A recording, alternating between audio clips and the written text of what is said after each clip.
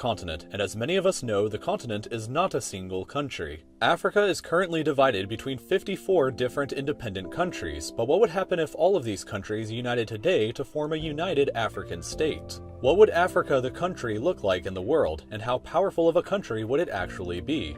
For starters, Africa is huge and covers over 20% of all the land on Earth, making it about 70% of the same size as all of Asia, or about 3 times the size of all of Europe. 1.2 billion people currently live in Africa, or about 16% of the entire global population. So interestingly, a united African state would actually have a smaller population than both India and China. But this wouldn't be the case for very long, since Africa is currently experiencing the largest population boom in the world. The population of the continent has doubled since just 1990, and the continent is expected to surpass the populations of both India and China in the same year, 2022. According to official UN estimates, the population of Africa is expected to reach a massive 4.4 billion people by the end of the 21st century and comprise 39% of the global population. This enormous demographic shift in the future will ensure that a united African state has a dominant position in the world, but it comes with several challenges. The population of Africa currently is the youngest in the world, with a median age of just 19.7 years old compared to the global average of 30.4 years old. Literacy rates are also low, with only 64% of the population being considered literate, but this varies between regions. In Libya, for example, the literacy rate is very high at 94.2%, while in South Sudan it is very low at only 27%. HIV infection rates in the continent would also pose a severe challenge to the United Africa, as 11% of the population in sub-Saharan Africa is currently infected with the disease. In addition to these challenges, a united African state would also struggle with the extreme diversity on the continent.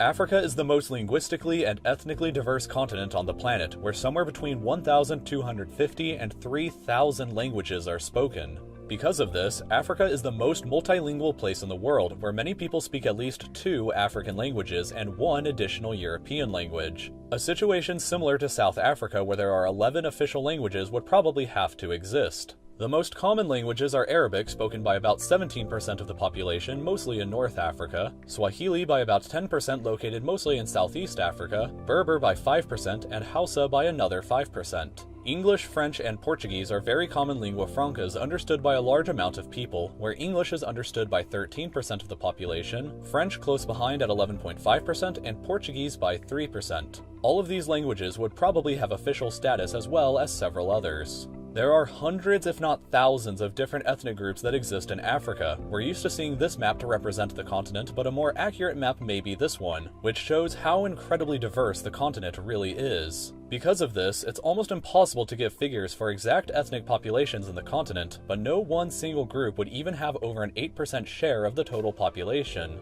In terms of religions, here is a religious map of the continent. Christians and Muslims would be almost perfectly divided, with each faith claiming about 47% of the continent's population. Traditional African religions would represent about 10% of the population, and this adds to more than 100% because several people hold mixed beliefs. About a final 2% of the population would be atheist or non-religious. Next, we have a map of where the 10 largest cities on the continent are located. The biggest city, Lagos in Nigeria, has a greater population than all of Romania combined. But despite this, it probably wouldn't be the capital city. I predict that the capital city would probably be located here in Ethiopia at Addis Ababa. This is because an organization called the African Union already exists, similar in some ways to the European Union in Europe. The African Union's headquarters are already located in Addis Ababa, and the United Nations Economic Commission for Africa is also headquartered here. Addis Ababa is often already called the political capital of Africa, so it would make sense to agree that the city would serve as the capital city of the United Continent as well. Cairo and Johannesburg would probably be the largest financial centers of the United Africa and serve very important roles as well.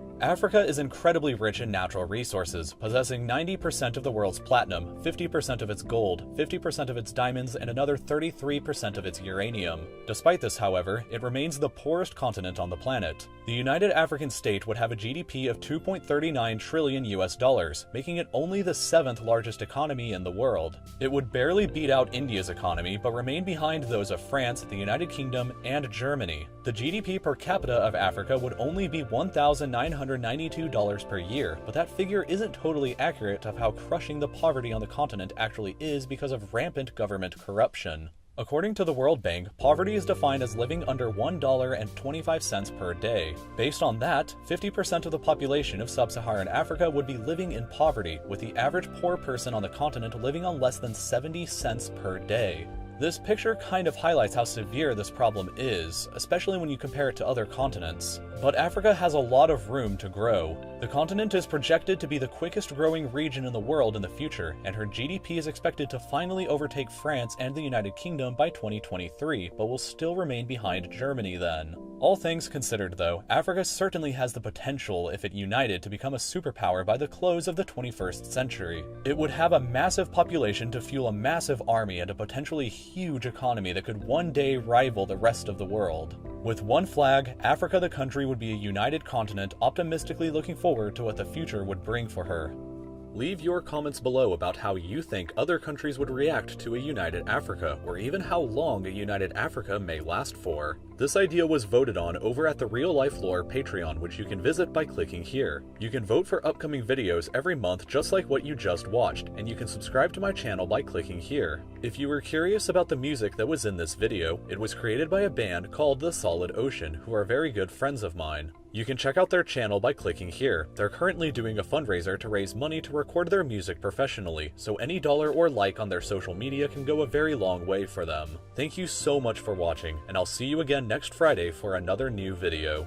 UN estimates the population of Africa is expected to reach a massive 4.4 billion people by the end of the 21st century and comprise 39% of the global population. This enormous demographic shift in the future will ensure that a united African state has a dominant position in the world, but it comes with several challenges. The population of Africa currently is the youngest in the world, with a median age of just 19.7 years old compared to the global average of 30.4 years old. Literacy rates are also low, with only 64% of the population being considered literate, but this varies between regions. In Libya, for example, the literacy rate is very high at 94.2%, while in South Sudan it is very low at only 27%. HIV infection rates in the continent would also pose a severe challenge to the united Africa, as 11% of the population in sub-Saharan Africa is currently infected with the disease. In addition to these challenges, a united African state would also struggle with the extreme diversity on the continent. Africa is the most linguistically and ethnically diverse continent on the planet, where somewhere between 1,250 and 3,000 languages are spoken.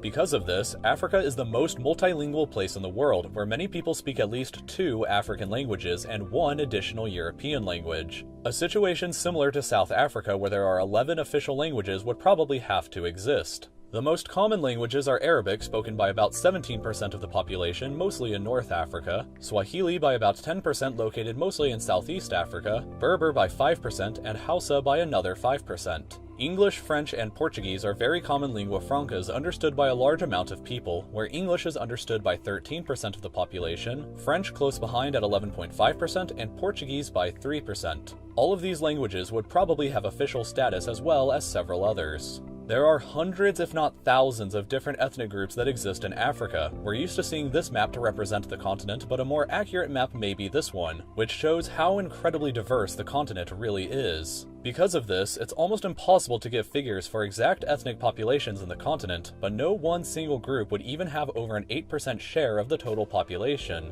In terms of religions, here is a religious map of the continent. Christians and Muslims would be almost perfectly divided, with each faith claiming about 47% of the continent's population. Traditional African religions would represent about 10% of the population, and this adds to more than 100% because several people hold mixed beliefs. About a final 2% of the population would be atheist or non-religious. Next, we have a map of where the 10 largest cities on the continent are located. The biggest city, Lagos in Nigeria, has a greater population than all of Romania combined. But despite this, it probably wouldn't be the capital city. I predict that the capital city would probably be located here in Ethiopia at Addis Ababa. This is because an organization called the African Union already exists, similar in some ways to the European Union in Europe. The African Union's headquarters are already located in Addis country. Africa is currently divided between 54 different independent countries, but what would happen if all of these countries united today to form a united African state? What would Africa the country look like in the world, and how powerful of a country would it actually be?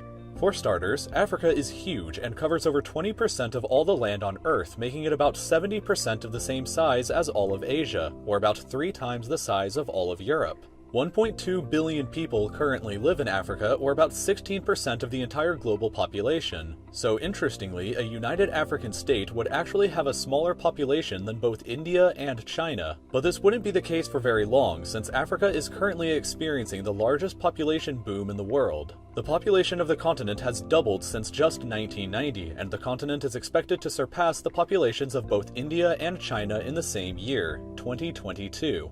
According to official UN estimates, the population of Africa is expected to reach a massive 4.4 billion people by the end of the 21st century and comprise 39% of the global population. This enormous demographic shift in the future will ensure that a united African state has a dominant position in the world, but it comes with several challenges. The population of Africa currently is the youngest in the world, with a median age of just 19.7 years old compared to the global average of 30.4 years old. Literacy rates are also low, with only 64% of the population being considered literate, but this varies between regions. In Libya, for example, the literacy rate is very high at 94.2%, while in South Sudan it is very low at only 27%. HIV infection rates in the continent would also pose a severe challenge to the United Africa, as 11% of the population in sub-Saharan Africa is currently infected with the disease. In addition to these challenges, a united African state would also struggle with the extreme diversity on the continent.